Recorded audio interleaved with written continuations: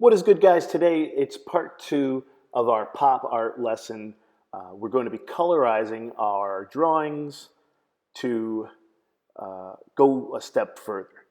Now, the first thing I like to do with the original image that we drew for safety is to save a copy of it just as it is. So we're going to do a save, and we're going to put the word blank in the title so that we can always find it again, go back and start over if we have to. Believe it or not, that's important. We're going to save it in the high resolution file format and click download and get ready to go with the next step. Now, the first step is to duplicate the drawing layer several times. I do, I think, 4 times or 5 times. So right here in the menu, when you right click, you can choose duplicate. It's right there. And then just keep on duplicating. Right click or 2-finger tap, duplicate layer. 2-finger tap, right click, duplicate layer. So I have 4 for 4 different regular colors, and then a 5th one that we're going to do first. We're going to colorize it in a natural way. So we turn off all the colors. We select the top black and white layer, and we go in and we say, okay, what do we want to do first? I'm going to do a skin color.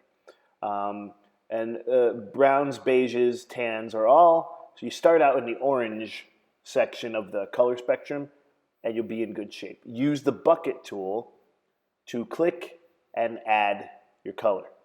Now this color is going to work quite well for a while because all of my shapes are closed as we spoke about in the first part of the lesson, and I am going to colorize the whole picture in a natural way. Now, if you just notice what happened, I colored the lapel of his jacket, and it went all the way into his shirt.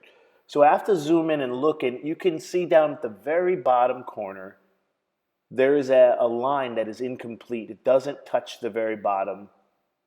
So the color went up into that area. So now I'm using a brush tool to carefully fill that spot in so the color can't go there anymore. And while I'm down here, I'm seeing a second spot where I need to hold that color in there.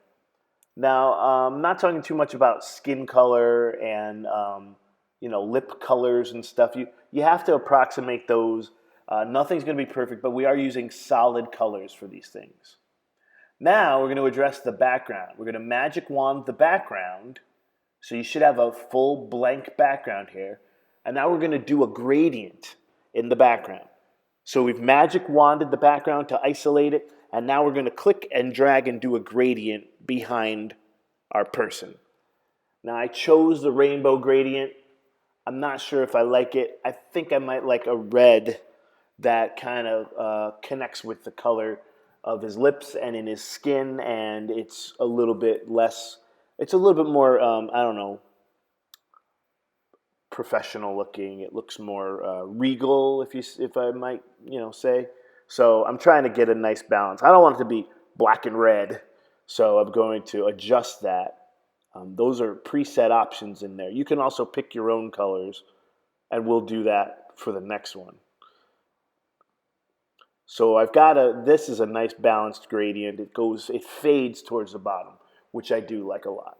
So this is our full color regular image. Now we're going to turn it off, and we're going to do 4 more in primary colors: red, blue, yellow, and green. So we're going to start with red, and we're going to colorize our person's face and everything in it with shades of red. So the best advice I can give you is almost nowhere is someone's hair darker than their skin. Is someone's hair lighter than their skin color? So we're doing a darker color in his hair and a lighter color for his skin. But the skin is primary. We want it to look nice, so we are doing a nice bold red for his skin. And as you begin, I know it's going to look funny at first. Why is my person's face red, green, yellow, or blue? And it's going to work out, I promise you. And this is one of the essentials of following through with the concept of pop art. So you really have options here. So when someone's clothing is a different color, you can, make that look the way that you want. Try to make it look cool in a way that you're going to, want to hold on to and keep on working with and appreciate. So I'm filling in that gap at the bottom now in every version of my picture. So it would have been great if I had taken care of it in my original picture. I just hadn't really tested it out yet, so I did not know. But you deal with what you have to deal with in the moment, and you make it work. So here we go. We're continuing to colorize. We don't want, we've got a very obviously dark tuxedo jacket on here and black tie. So we don't want those to be black, so we're just going with dark reds. If you click and you colorize a line from your drawing, always undo that and fix it. And again, his shirt was white, so I'm not going with white. I'm going to go with like a light red, a light pink color. So here we go. We did Magic Wand the background again, and now we're doing another option for gradient. And this gradient is based on the colors in our color picker down in the bottom left-hand corner. So now I'm just looking at the differences between our original colorized image, and I realized I hadn't colored his shirt white, so I just colored his shirt white in there. So if you understand, this project is going to be all in one project, one piece, and then we're going to colorize the separate layers. And now here I go with the green version. So that's it as far as instructions go. The concept is pretty straightforward.